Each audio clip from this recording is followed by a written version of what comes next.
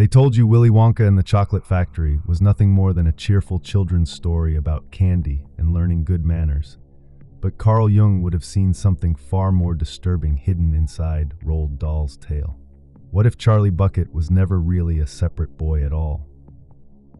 What if he was a psychological fragment of Willy Wonka himself? A split-off piece of Wonka's own psyche that had been externalized so it could one day return and make him whole again. Hi, I'm Roman, and I'll be your guide into the psyche today. And today I will present a controversial interpretation of the famous book. And by the end of this video, you might believe like me that Charlie was never real, but always lived in Wonka's mind. And when you see it this way, the entire book stops feeling like a simple fairy tale and starts feeling like a precise map of how the human mind heals after deep wounding. Let's start with Willy Wonka. Here is a man of incredible creative genius who has completely cut himself off from the rest of the world. He lives alone inside his factory, surrounded only by the perfectly obedient Oompa Loompas.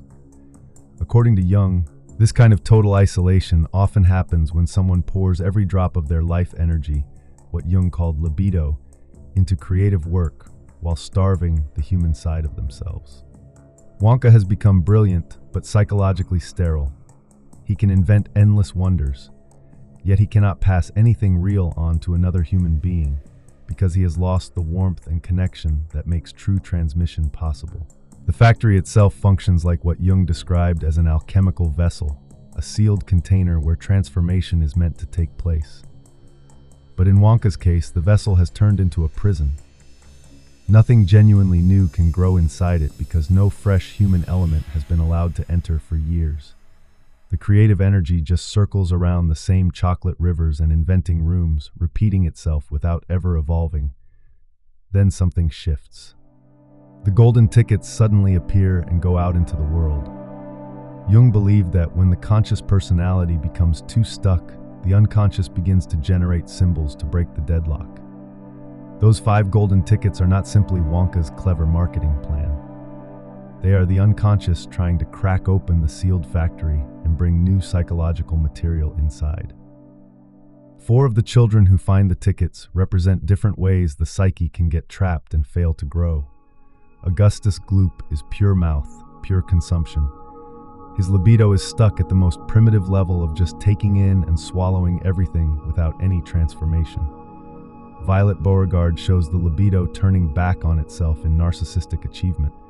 She does everything to prove she is the best, to inflate herself with records and superiority. Veruca Salt represents desire that has no limits and no patience. She demands and screams until the world bends, never learning that real growth needs resistance. And Mike Teavee has completely abandoned direct life for the world of screens and images. His reality has become secondhand, flat, and diminished. These 4 children are not just badly behaved kids for a moral lesson. In a Jungian reading, they are shadow figures, rejected developmental paths that the psyche has already tried and must now consciously let go of. They show the dead ends where libido gets trapped instead of moving forward into something higher. But then there's Charlie. Charlie is quiet, poor, and gentle. He comes from a loving but powerless family. Everything about his life is small and vulnerable. Jung often wrote that the divine child archetype, the symbol of new potential and future consciousness, almost always appears in conditions of extreme deprivation and humility. The new cannot arrive loud and powerful. It has to slip in quietly, looking insignificant, so the old defensive structures of the personality do not destroy it before it can take root. When Wonka first meets Charlie during the tour, something important happens beneath the surface. Wonka does not simply like the boy, he recognizes him. In Jungian psychology, that moment of recognition is powerful. It is the instant when something that felt completely external suddenly reveals itself as a lost part of oneself. The whole factory tour is not really Wonka showing off candy inventions. It is Wonka's psyche slowly circling this projected fragment, testing whether it can safely come home. How do you feel about this? Does it start to make sense, or do you believe this interpretation is absurd? I had a comment telling me I ought to leave children's story alone. Do you agree? Let me know in the comments. Every room they visit carries symbolic weight. The chocolate river is raw, flowing life energy before it takes any fixed shape. The inventing room stands for the alchemical power to turn ordinary things into something new and wondrous. The nut room, with its squirrels sorting good nuts from bad, represents the discriminating function, the ability to know what serves growth and what must be discarded. The television room shows how imagination can send images across distances, turning inner vision into something others can experience. Charlie moves through all of it without being pulled into any of the failed patterns the other children fall into. He stays open. He preserves his potential, and that is exactly what Jung said the divine child must do. It must remain uncorrupted long enough for the psyche to reclaim it. The real turning point comes with the fizzy lifting drinks. Charlie and Grandpa Joe break the rules. They float upward toward danger and barely escape. When Wonka confronts them and seems ready to take everything away, Charlie does not argue or rage. He simply accepts the loss. Then he quietly returns the everlasting Gobstopper, the one valuable thing he had taken. That small act of release is the hinge of the entire story. Jung called this the sacrifice of the treasure hard to attain. You have to be willing to let go of what you want most before the psyche can move into a larger wholeness. At the end, when Wonka tells Charlie he has won the factory, it is not ordinary succession. Jung would describe it as Syzygy, the coming together of opposites. The wounded, isolated creator who lost his human warmth is finally reuniting with the gentle, relational potential he had split off long ago. Wonka is not handing the factory to a stranger. He is reabsorbing a missing piece of himself. The glass elevator rising and breaking through the roof is the perfect image of transcendence. The sealed vessel opens, the old container shatters. Consciousness moves from isolation into open space. And notice who rides together in that elevator. Wonka and Charlie side by side, not one replacing the other, but both unified in the same movement upward. That is the visual expression of integration. Here's what makes this reading genuinely unsettling. Every single detail of Charlie's life mirrors an absence in Wonka's existence. The poverty reflects Wonka's emotional starvation. The quiet family love reflects the warmth that disappeared when Wonka sealed the factory. The constant hunger Charlie feels echoes the emptiness of pure creation without human connection. Nothing in the story is random. The unconscious created exactly the symbolic figure needed for healing.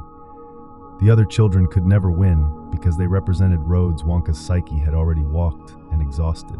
Charlie was the road never taken, the possibility that had been carefully protected in projection until the moment was right for reunion.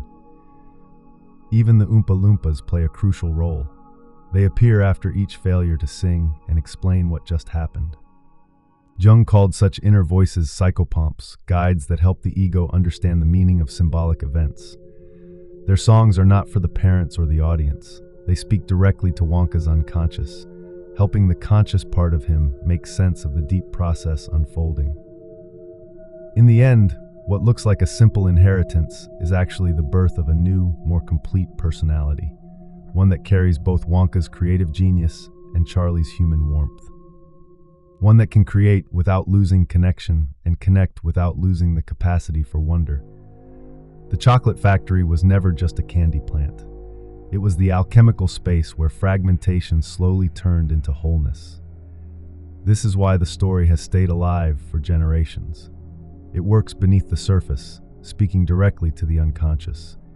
It shows us that even the deepest wounds can become the vessel for healing if we let the psyche do its mysterious work. What we experience as other may sometimes be nothing more than a disowned part of ourselves, patiently waiting for the right moment to come home. Making this video changed how I see the story forever. I used to watch it as simple entertainment.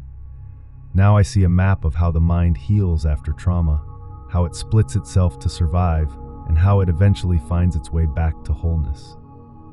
What do you think? Does this Jungian reading make the story richer for you, or does it feel like it takes away the magic? Let me know in the comments. I read every single one. If you enjoyed going this deep into hidden layers of classic stories, give the video a like and subscribe so you don't miss the next one. I have more explorations like this coming soon. Thank you for spending this time with me. I'll see you in the next video.